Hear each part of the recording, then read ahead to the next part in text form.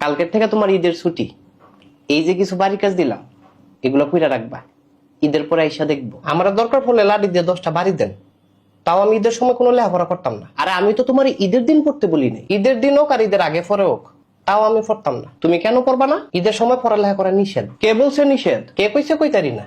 তো নিষেধ, তোমারে পড়ালেখা করতে হবে। আচ্ছা স্যার, আপনার একটা কথা কই। কি কথা? ঈদ মানে আনন্দ, হ্যাঁ, আর ঈদ মানে পড়ালেখা বন্ধ। এলাকা একেবারেই বন্ধ?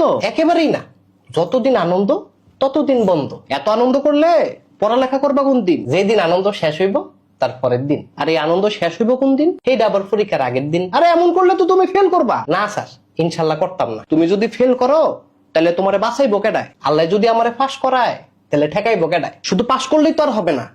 পাস করা এক জিনিস, ভালো রেজাল্ট আরেক জিনিস। যেই মালিক পাস করায় সেই মালিক ভালো রেজাল্ট করায়। দুনিয়াটা এত সহজ না, পড়ালেখা করতে হবে বারবার। রমজান ঈদ এত সস্তা না, বছরে ভাই একবার। তুমি কিন্তু বিশাল বড় একটা চাপে পড়বা। যে দিব আমারে সাফ, আমি তার বাপ।